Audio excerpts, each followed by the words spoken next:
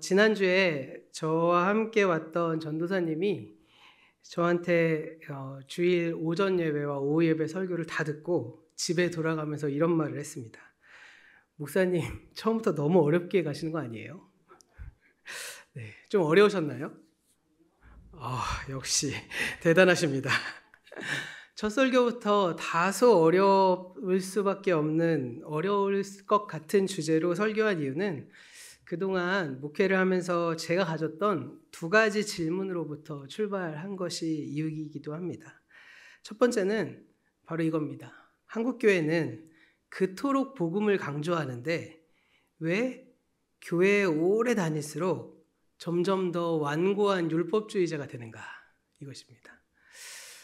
저는 4대가 예수님을 믿는 집안에서 태어났습니다. 그래서 거의 기독교 신앙이 처음 있을 때부터 왔는데요.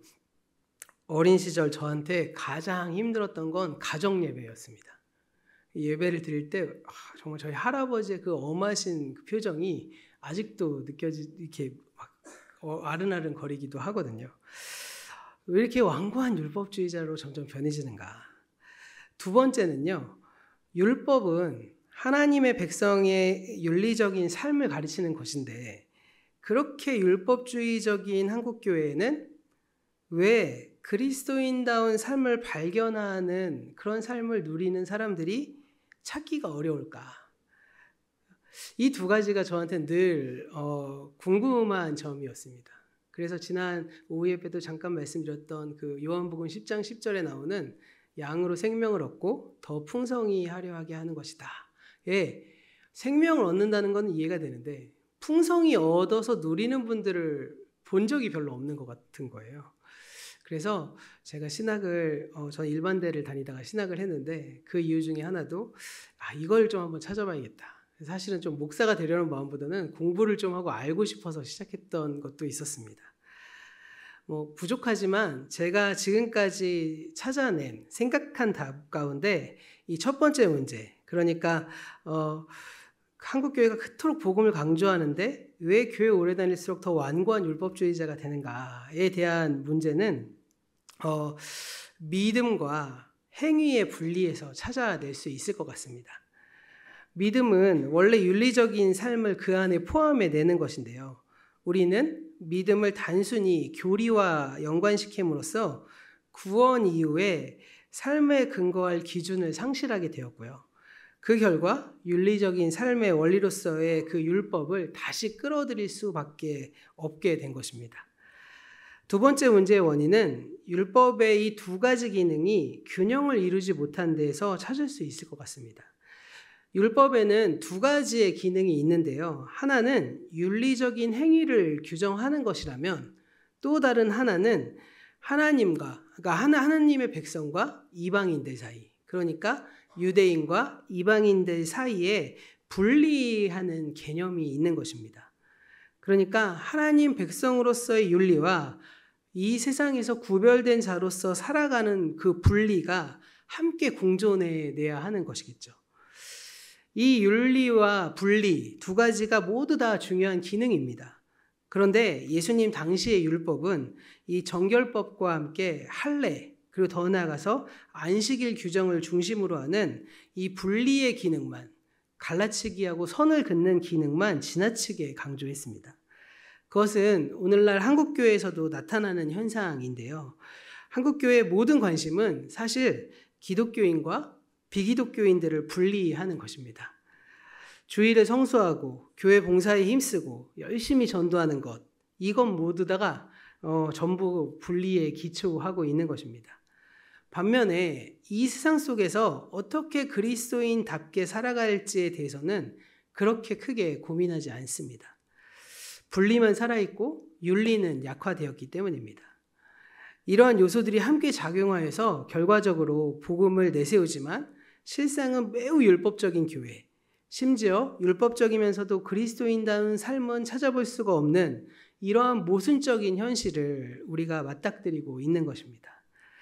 그런 점에서 지난 오후 예배 시간에도 말씀드렸지만 이러저러한 행사, 이러저러한 프로그램은 그런 프로그램을 바꾸는 것에서 벗어나서 오히려 성경이 말하는 참된 복음이 무엇인지를 우리가 천착하고 그 복음으로 돌아가야 할 때라고 저는 믿습니다. 복음으로 돌아가서 믿음의 참된 의미를 이해하고 그 믿음의 깊이를 더해서 성숙하고 성장하기를 추구해야 할 때인 것입니다. 우리가 이 수요예배를 통해서 또 이 누가복음의 말씀 함께 나눠보면서 하나님의 뜻을 발견하고 말씀에 입각한 교회, 말씀에 입각한 참된 신앙인으로 바로 서는 저와 여러분이 되기를 간절히 소원합니다. 오늘 우리가 읽어본 말씀은요, 누가복음의 서론에 해당하는 말씀입니다. 1절부터 3절까지의 말씀은 이 누가복음의 저술 과정을 아주 상세하게 보여주는데요. 이를 통해서 공간복음의 그 저술과 그 편집 과정에 대해서 중요한 정보를 얻어낼 수 있기 때문에 성서학적으로는 매우 중요하게 다루어지는 본문입니다. 따라서 좀 기회가 되고 필요할 때 1절부터 3절까지의 말씀은 좀 따로 떼어서 성경 공부 같은 방식으로 좀 나눠보기로 하고요. 오늘은 4절의 말씀을 좀 주목해서 우리가 좀 살펴보려고 합니다. 우리 준비된 화면을 보시면서 4절의 말씀 한 목소리로 함께 읽어보도록 하겠습니다. 이는 각하가 알고 있는 바를 더 확실하게 하려 함이로라. 여기서 각하란 바로 누가복음의 수신자로 설정되었던 이 데오빌로 각하를 말합니다. 그런데 이 데오빌로라는 인물 자체가 사실 실존하는지 의미를 많은 성서학자들이 로마 시대 때 막 고전과 문헌을 엄청 찾았는데 그렇게 관련된 인물을 찾지는 못했습니다. 그래서 아마도 이 누가는 사실은 수많은 직업을 가지고 있었던 사람이거든요. 의사이기도 하면서도, 그리고 역사가이기도 하고요. 또 작가이기도 하고 신학자이기도 하고 목회자이기도 한 그러한 어떠한 사람이었기 때문에 이 누가가 이렇게 특정의 어떤 사람 한 명을 딱 대상으로 해서 이것이 이 데오빌로한테 쓰는 것처럼 보이지만 실상은 모든 그리스도인들에게 보내는 말씀의 의미를 바탕으로 해서 말씀을 적은 것으로 많은 성서학자들은 이렇게 이해하고 있습니다. 그렇기 때문에 이 말씀은 오히려 데오빌로 각하라고 하는 것보다 여러분이라는 말로 바꿔서 읽어도 좋습니다. 물론 데오빌로라는 사람이 실존했다고 이야기하는 학자들도 있는데요. 사실은 누가복음과 사도행전 딱 초반에 한 번씩만 나오기 때문에 그렇게 우리가 의미를 중요하게 두고 생각할 필요는 없습니다. 그리고 그것을 바로 우리가 라고 바꿔서 읽어도 큰 문제가 없이 무방하게 볼 수 있는 것입니다. 그러면 이 누가복음을 기록한 목적이 무엇이었을까요? 우리가 방금 읽어본 4절 말씀에 담겨져 있는데요. 바로 여러분이 이미 알고 있는 바를 더 확실하게 하기 위함이다. 이렇게 말합니다. 그러면 이 누가가 확실하게 하려고 하는 그 내용이 무엇일까요? 그 내용이 바로 전달하려는 내용, 그 자체를 확실하게 하려고 하는 것이 아니라 그 내용이 이 말씀을 읽는 그 독자들의 속으로, 이 말씀을 듣는 성도들의 속으로, 이 말씀을 함께 나누는 우리 교우들의 속으로 들어와서 말씀이 살아서 확실하게 세워지기를 바라고 있는 것입니다. 우리는 사실 교회에 와서 여러 가지를 배우죠. 그 배움의 내용이 자연스럽게 우리의 삶의 안으로 들어옵니다. 결국 누가가 확실하게 만들려는 것은 그저 성경의 내용이 문자적으로 맞다, 틀리다 이런 것과 같이 이것을 확실하게 하려고 입증하는 것이 아니라 이 말씀이 우리 속에 들어와서 우리 안에 확실하게 자리 잡기를 바란다라고 말하고 있는 것입니다. 그런 점에서 방금도 잠깐 설명드렸지만 누가는 역사가이기에 앞서 설교가와 목회자라고도 할 수 있을 것 같습니다. 이 누가복음이 기록한 누가는 의사이기도 했고 역사가이기도 했고 작가이기도 했지만 본질적으로는 설교자이자 목회자로서 지금 누가복음을 기록하고 있는 것입니다. 그럼 그런 누가의 관심을 보여주는 것 가운데 하나가 무엇이냐? 우리가 이제 수요일마다 쭉 살펴보겠지만 바로 믿음이라는 주제가 이 누가에게는 굉장히 큰 이슈입니다. 누가복음을 읽다 보면요, 이 믿음이 크기에 따라서 구별된다는 사실을 발견하게 됩니다. 큰 믿음, 작은 믿음이 있다라고도 말할 수 있겠습니다. 그리고 그 믿음 사이에 성장이 이루어지는 것을 볼 수 있는데요. 예를 들어 누가복음 7장 9절에서 예수님은 가버나움의 백부장을 칭찬하면서 이렇게 말하는데요. 이것도 함께 우리가 읽어보도록 하겠습니다. 예수께서 들으시고 그를 놀랍게 여겨 돌이키사 따르는 무리에게 이르시되 내가 너희에게 이르노니 이스라엘 중에서도 이만한 믿음을 만나보지 못하였노라 하시더라. 이만한 믿음, 이것을 직역하면 큰 믿음이라고 하고요. 이게 우리가 잘 아는 단어입니다. 바로 메가톤입니다. 메가톤. 메가톤적인 믿음을 네가 가지고 있구나. 엄청나게 큰 믿음을 네가 가지고 있구나. 이렇게 말을 하는 것입니다. 이뿐만 아니라 누가복음 12장 38절은 예수님께서 제자들에게 뭐라고 말하냐면 믿음이 작은 자들이다. 이렇게 말씀도 하십니다. 그래서 누가복음 17장 5절에 의하면 제자들이 예수님께 뭐라고 말하냐면 우리의 믿음을 좀 키워주십시오. 이렇게 부탁합니다. 그러자 예수님께서 제자들을 향하여 뭐라고 말하냐면 우리가 너무나 잘 아는 말씀인데 너희에게 겨자씨 한 알만한 믿음이라도 있으면 이 뽕나무더러 뿌리가 뽑혀 바다에 심기라 하였을 것이요 그것이 너희에게 순종하였으리라. 이렇게 말씀합니다. 이렇게 믿음의 크기가 있는 것처럼 계속 서술되고 있는 것이죠. 뿐만 아니라 누가복음의 누가는 누가복음뿐만 아니라 또 뭘 썼다고 그랬죠? 사도행전의 저자잖아요. 이 누가복음과 사도행전에서 극단적으로 이 제자들이 성장해 나가는 과정들을 보여주는데요. 누가복음에서 매우 작은 믿음의 소유자로 나타났던 제자들이 사도행전에서는 담대하고 온전한 믿음의 소유자들로 변화되는 것을 쭉 기록하고 있습니다. 그래서 그 이후에 사도행전 6장 5절 그리고 11장 24절에서 예수를 따르는 사람은 믿음과 성령이 충만한 사람들이다. 이렇게 말합니다. 겨자씨 한 알만한 믿음도 없다고 책망받는 제자들이 사도행전에서는 믿음과 성령이 충만한 사람으로 변화되는 것입니다. 우리가 이번 주부터 이 누가복음을 통해서 믿음의 성장의 원리를 배우고 또 실천해 나갈 수 있기를 기대합니다. 그런 점에서 오늘은 먼저 신앙의 성장이란 도대체 무엇이냐 이것을 다른 성경의 본문을 가지고 참조해서 살펴보려고 합니다. 빌립보서 2장 12절의 말씀을 우리가 한 목소리로 함께 읽어보려고 하는데요. 준비된 화면 보시면서 함께 읽어보시겠습니다. 그러므로 나의 사랑하는 자들아 너희가 나 있을 때뿐 아니라 더욱 지금 나 없을 때에도 항상 복종하여 두렵고 떨림으로 너희 구원을 이루라. 어린 시절부터 교회 교육을 잘 받아오신 분들은 이 말씀을 딱 보시면 하고 좀 생소하게 느껴지실 수도 있습니다. 왜냐하면 우리는 믿음으로 이미 구원을 받았잖아요. 그렇죠? 아닙니까? 믿음으로 우린 구원을 받았죠? 네. 더 나아가서 그 구원이 나에게 있는 것이 아니라 오직 하나님께로 오는 것을 믿으십니까? 그런데 바울이 지금 뭐라고 말하고 있죠? 두렵고 떨림으로 너희의 구원을 이루어내라, 이루어가라 이렇게 말하고 있는 거예요. 그렇다면 기독교도 다른 종교들처럼 막 수양을 통해서 스스로 구원을 발견하고 찾아가고 도달해 나가는 그러한 종교일까요?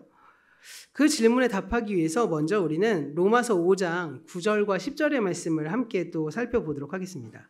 이 말씀 함께 읽어보도록 하겠습니다.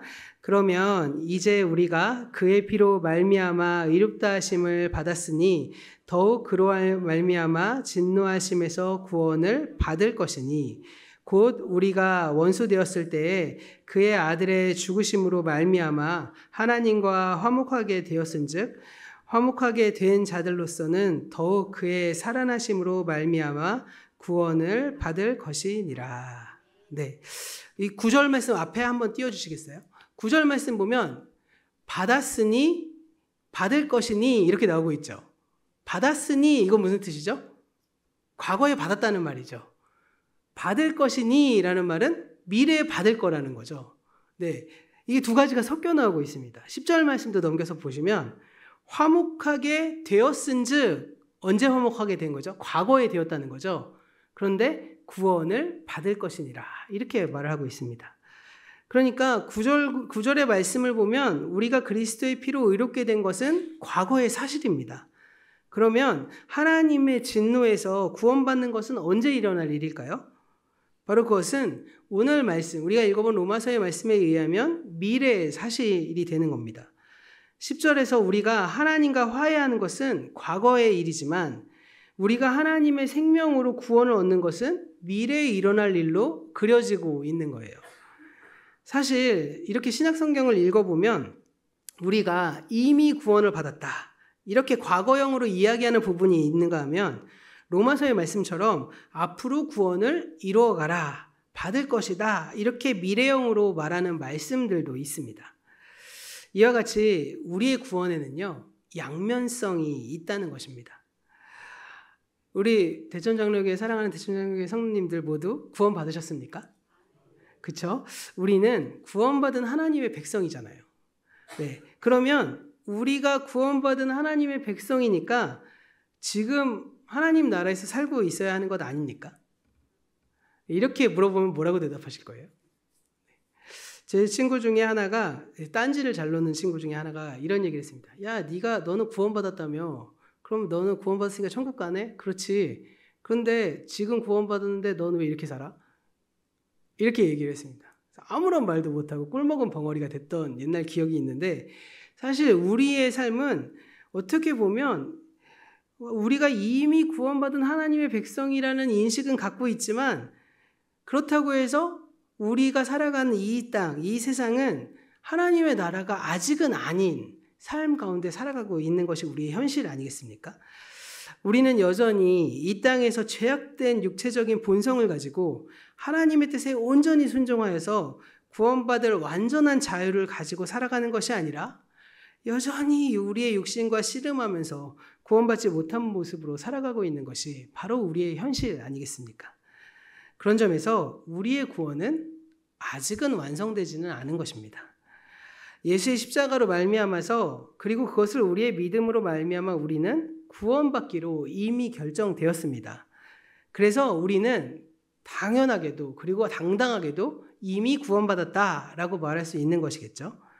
그런데 우리의 구원이 완성됐느냐? 아직 그것은 아니라는 것입니다. 우리의 구원의 완성은 어느 때죠? 바로 예수님께서 이 땅에 재림하실 때, 예수님께서 이 땅에 오셔서 완성된 하나님의 나라를 이루실 때 우리의 구원 역시도 완성되는 것입니다. 그래서 우리는 죽어서 하나님의 나라를 맛보던, 아니면 살아서 예수님의 다시 오심을 맞이하던 그 두 가지 중에 하나를 우린 기대하고 고대하고 살아가는 것입니다. 그래서 우리가 이 구원이라는 것을 생각했을 때 이 구원에는 이미 받은 것과 아직은 완성되지 않은, 그래서 이미 구원을 받았다는 것을 강조하지만 또 반대로 아직은 완성되지 않은 그런 긴장 속에서 살아가고 있는 것이 예수 그리스도의 부활과 승천 이후에 성도들의 삶의 모습인 것이죠. 그래서 우리는 이미와 아직은 아니라는 신학적인 용어인데요. 이미, 아직은 아니. 그 어떤 긴장 관계 속에서 살아가고 있는 것입니다. 그래서 똑같은 신약 성경을 기록하면서도, 같은 저자이면서도 어떤 구절에서는 이미 구원받은 것을 강조하면서도 어떤 것에서는 앞으로 구원을 받아야 될 것을 이야기하는 그런 양면의 상황들이 계속 쓰여져 있는 것이죠. 바울 서신만 그런 것이 아니라 요한 사도의 말씀도 그렇습니다. 예를 들어서요, 이미 구원받았다는 것을 강조하는 책, 요한 사도의 말씀은 요한복음과 요한 서신입니다. 그러면 우리가 새벽마다 살펴보는 요한계시록은 뭘까요? 구원을 이루어내는 것, 이것을 이야기하는 것이죠. 아직은 완성되지 않은 구원에 대해서 이야기하고 있는 것입니다. 이렇게 공간복음서와 바울서신은 그럼 어디 있느냐? 바로 그 중간 어딘가에서 이것도 쓰고 저것도 쓰고 하고 있는 것이죠. 그래서 어떤 것을 보면 예수님의 오심과 함께 하나님의 나라가 이미 시작됐다, 이렇게 말씀하시는 분도 있고, 어떤 말씀을 보면 구원이 미래에 이루어질 것이다 라고 말씀하는 본문도 있는 것입니다. 그래서 어떤 신학자들은 이것을 표현할 때 이렇게 생각하는 것이죠. 이렇게 이야기도 합니다. 예를 들어서 우리가 누구누구 왔다 라고 말할 때 아주 가까이에서 오고 있는 분들이 있을 때 그분이 이 말이 끝나기 전에 도착했다고 해보세요. 그러면 온 겁니까? 오지 않은 겁니까? 장로님 오셨다 라고 할 때 오셨어요. 그러면 오신 건가요? 아직 안 오신 건가요? 오셨나요? 아직 안 오신 건가요? 이렇게 우리의 구원의 그 긴박성은 요 정도 음절 차이에 있다는 것입니다. 하나님의 관점에서 볼 때 이미 구원을 이루어졌지만 아직은 아니라는 엄청난 긴 시간 동안 우리가 대기하고 있는 것이 아니라, 그렇지만 그럼에도 불구하고 하나님께서 그의 구원의 자녀들을 통해서 이루실 구원을 긴급하게 기다리고 있는, 그래서 이미와 아직은 아니의 긴장관계 속에서 우리가 살아가고 있는 것을 이야기하는 것입니다.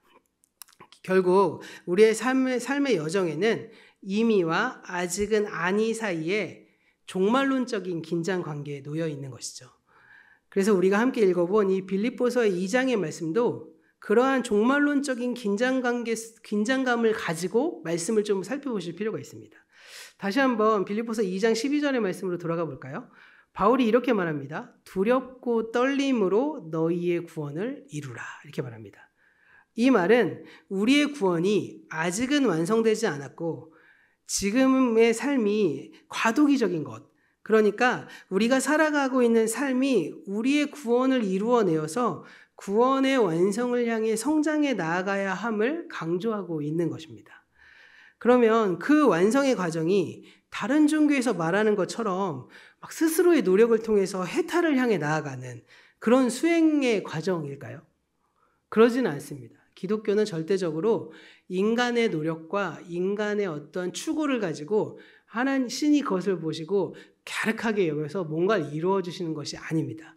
하나님의 역사와 하나님의 뜻에 하나님의 경륜으로 그때 그 순간 우리가 하나님의 도구로 쓰여지면 감사한 것이고, 그러지 않으면 우리가 아닌 다른 이들이 주님의 나라를 이루어내실 것입니다. 그런 점에서 우리는 하나님이 사용하시는 것에 대한 기대감을 가지고 사용하시고자 할 때 아멘으로 순종할 준비가 되어 있어야 하는 것이죠. 그렇기 때문에 우리가 무엇인가를 막 노력해서 해야 하는 것이 아니라 바로 하나님의 뜻을 발견하고 그 뜻에 집중하는 것이 더 중요합니다. 그래서 빌립보서 2장 13절은 이렇게 말한대요. 이 13절의 말씀도 우리가 함께 읽어보도록 하겠습니다. 너희 안에 행하시는 이는 하나님이시니 자기의 기쁘신 뜻을 위하여 너희에게 소원을 두고 행하게 하시나니. 여기서 행하시는 분이 누구라고 계속 나타나고 있죠? 하나님이 행하신다. 너희가 하는 거 아니야. 너희 안에서 행하시는 분도 하나님이시고 너희에게 소원을 주시는 분도 하나님이시고 그 소원을 가지고 행하게 하는 것도 하나님이시다. 이렇게 말씀하는 겁니다.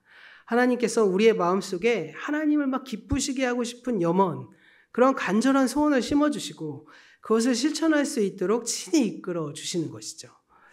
우리의 마음속에 심겨진 그 소원, 하나님께서 주도하시는 그 내적 변화와 그에 대한 실천, 그리고 그러한 외적인 변화를 통해 우리의 구원은 점차 완성되어 나가는 것이라고 할 수 있겠습니다. 그렇다면 이제 우리에게 주어진 것이 있습니다. 바로 우리의 선택은 무엇일까요? 우리의 선택은 이러한 행하시는 하나님께 나는 어떻게 반응해야 하는가? 하나님의 행하심에 우리의 교회는 어떻게 반응하는가? 바로 이 문제가 남아있는 것이겠죠. 그런 점에서 다시 한번 12절에서 두렵고 떨림으로 너희의 구원을 이루라. 이 말씀은 우리 안에서 구원을 이루어 가시는 하나님께 우리가 반응하는 방식이 어떠해야 하는 것을 분명히 보여주고 있는 것입니다. 먼저 그것은 무엇일까요? 바로 두려움과 떨림입니다. 율법이 주는 죄책감, 그리고 그 죄의 결과로 다가오는 심판을 통해서 다가오는 두려움이 아니라는 겁니다. 그러한 두려움은 우리가 극복해야 할 방해거리고 오히려 사탄의 시험입니다. 그 두려움은 죄와 율법이 우리를 지배하는 방식이기도 합니다. 그래서 그 두려움에 매여 사는 사람은 바로 율법에 매여 사는 사람이 될 수밖에 없는 것입니다. 제가 첫 번째, 한국에 그렇게 많은 복음을 강조하지만 율법주의자가 될 수밖에 없는가에 대한 질문의 답이 여기 있는 것이죠. 사실 우리가 하나님을 늘 만나고 하나님과 동행하고 하나님의 사랑을 받고 그 사랑을 누리면 어떻게 될까요? 여유로워질 수밖에 없죠. 그리고 그 사람을 향해 우리의 사랑을 표현하고 드러내는 것에 주저함이 없게 되겠죠. 그런데 우리가 그러지 못하면 어떻게 될까요? 내가 하나님의 뜻을 조금이라도 이루어 보고 싶고, 그리고 하나님의 뜻을 한번 어떻게 하면 움직여보고 싶은 마음 때문에 자꾸 그 마음을 좀 그 안에서 율법주의적으로 자꾸 내가 무엇인가를 하면 좀 인정해 주시겠지. 내가 이것을 해야 인정해 주시겠지. 이러한 생각이 우리를 지배하게 되는 것이죠. 그것은 바로 우리가 극복해야 될 방식입니다. 그래서 사실 예수님을 믿고 난 다음에 가장 먼저 해야 될 일은 무엇이냐면요. 사랑을 온전히 누리셔야 됩니다. 아버지 하나님의 사랑을 내가 충분히 누리셔야 돼요. 아이가 태어났다고 해서 바로 무엇인가 합니까? 아기가 태어났다고 해서 바로 엄마 막 수저젓갈 놓고 그러지 않잖아요. 그냥 뭐 하죠? 계속 울죠. 그리고 계속 무엇인가 달라고 하죠. 그리고 무엇인가 요구하지 않습니까? 그때 엄마 아빠의 그 부모의 사랑으로 아이가 자라나죠. 그러다가 어느 정도 시간이 지나면 그 사랑의 폭과 깊이와 그 이해가 깊어지면서 자신의 역할을 하나하나 감당해 가는 것이 성장의 과정인 것처럼 우리가 예수님을 처음 믿었을 땐 그 예수님의 사랑 안에 충분히 젖어 들어가야 하는 것입니다. 그런 점에서 사실 이제 우리 하나님께서 보내주실 새로운 새신자들이 온다면 우리는 그분들을 충분히 사랑해 주셔야 됩니다. 그분이 충분히 사랑받을 수 있도록 하나님께도 사랑받고 공동체 안에서도 평화를 누릴 수 있도록 우리는 사랑의 폭과 깊이가 더해져야 하는 것이죠. 그러지 않으면 어느새 우리가 우리 안에 종교성 때문에 율법주의로 빠질 수밖에 없는 것입니다. 그러한 두려움으로 사는 사람은 하나님께서 찾아오실 때 내 주님하고 맞아들이는 것이 아니라 아담이 그랬던 것처럼 하나님을 두려워 피하여 숨을 수밖에 없게 되는 것입니다. 빌립보서 2장 12절이 말하는 그렇다면 그 두려움과 떨림은 무엇일까요? 율법을 통해 오는 두려움이 아니라 하나님의 거룩하신 현존 앞에서 우리가 가지게 되는 거룩한 전율인 것입니다. 누가복음 5장 8절에 나오는 것처럼 깊은 곳에 그물을 내려서 던져라 라고 하는 그 예수님의 말씀에 그저 순종한 베드로가 뜻밖의 어획량을 경험해서 이 베드로가 어땠습니까? 배 위에서 내리자마자 예수님 앞에 엎드려서 주님 나를 떠나서서 나는 죄인입니다. 이렇게 고백했습니다. 이 두려움, 이사야서 6장 말씀에서 예언자 이사야가 하나님의 보좌를 목격한 뒤에 화루다 나여 망하게 되었도다. 나는 입술이 부정한 사람으로서 만군의 왕 주님을 만나게 되었다니. 이러한 전율과 같은 이것이 바로 빌립보서 2장이 말하는 두렵고 떨림인 것입니다. 이 두 가지 두려움 사이에는 어떤 차이가 있을까요?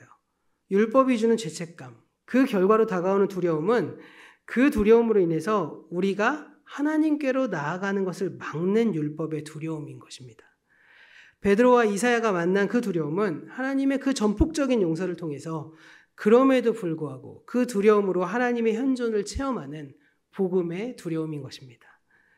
그리고 하나님께서 우리 안에 내주하셔서 우리의 소원을 이끄시고 또 우리의 생각을 변화시키시고 내적으로 우리의 변화를 통해 친히 이끌어 가실 때 우리는 그 하나님의 거룩하심 앞에 두려움과 떨림으로 반응할 수밖에 없는 것이고요. 그리고 13절의 말씀처럼 그 어떤 불평과 시비도 없이 오직 순종으로 반응할 수밖에 없는 것입니다. 그것이 바로 우리가 살아가고 있는 우리의 신앙의 여정, 신앙 성장의 과정, 그리고 그것이 우리의 구원을 이루어내는 과정인 것입니다. 그래서 15절이 말하는 것처럼 너희가 흠이 없고 순전하여 어그러지고 거스르는 세대 가운데서 하나님의 흠 없는 자녀로 그들 가운데 빛으로 나타내는 것입니다. 이렇게 우리가 그 뒤에 나오는 말씀처럼 이러한 방식을 통해 우리는 세상에서 별과 같이 빛나게 될 것입니다. 그것이 바로 그리스도인이 살아가는 삶의 목적이자 여정인 것입니다. 우리 그리스도인에게는 성장의 단계마다 영적인 아이로서의 삶이 있고 영적인 청년으로서의 삶이 있고 영적인 부모로서의 삶이 있습니다. 그 단계마다 올바르게 성장하지 않으면 우리는 성장 과정에서의 어떠한 잘못된 것 때문에 왜곡이 일어날 수밖에 없죠. 우리 모두가 다 건강한 부모님 밑에서 완벽한 부모님 밑에서 자라왔다고 자부할 수 없지 않습니까? 그러다 보니 우리도 사실 각자가 가지고 있는 흠결이 있고 상처가 있고 부족함들이 있습니다. 그런데 그 부족함을 주님의 사랑으로 채워내서 성숙해져 가야지만 우리가 공동체로서 하나님 나라에 이르기까지 서로 하나님과 동행하며 나아갈 수 있는 것이죠. 그래서 영적 아이 때는 최대한 사랑을 받고 영적인 청년일 때는 내 주변에 한두 명의 사람들과 함께 동역하고 영적인 부모가 되어서는 믿음의 가문을 키워내는 것. 그것이 바로 우리의 신앙의 성장 과정일 뿐만 아니라 이 누가복음과 사도행전을 통해서 제자들이 그러한 방식으로 성장해 나갔던 것입니다. 그런 점에서 우리가 이 빌립보서 2장 16절이 말하는 것처럼 그러한 순종과 성장 과정에서 우리는 생명의 말씀을 굳게 붙잡아야 하는 것이죠. 생명의 말씀을 굳게 붙잡고 우리 안에서 일하시는 하나님께 두려움과 떨림으로 순종해 가는 가운데 나의 신앙이 성장할 뿐만 아니라 이미 예정된 구원까지도 이루어가는 우리 대천장로교회 모든 성도님이 되시기를 간절히 소원합니다. 오늘의 말씀을 마무리하겠습니다. 누가복음을 기록한 목적도 이러한 신앙 성장이 바로 배경에 있는 것입니다. 누가복음 1장 4절에서 누가가 기록했던 것처럼 앞으로 우리의 신앙과 그리고 우리의 신앙생활 그리고 경건의 훈련 이를 통해서 삶의 실천이 더불어서 진행되어 나갈 때 우리가 이미 배워서 알고 있는 예수 그리스도에 대한 신앙과 또한 우리가 앞으로 배워갈 또 예수 그리스도에 대한 신앙과 그 말씀 그 모든 것들이 더욱더 확실하게 내 속에서 세워질 뿐만 아니라 우리 교회 공동체 안에서도 세워지는 우리 대천장로교가 되기를 간절히 축원합니다. 이런 모든 과정을 통해 더욱더 확고하게 믿음 안에서 우리는 자라갈 것입니다. 그러므로 우리가 생명의 말씀을 붙잡으시고 그 말씀대로 하나님 앞에서 정말 믿음 안에 성장과 성숙을 함께 경험해 갈 수 있기를 바라고 소원합니다. 기도하겠습니다.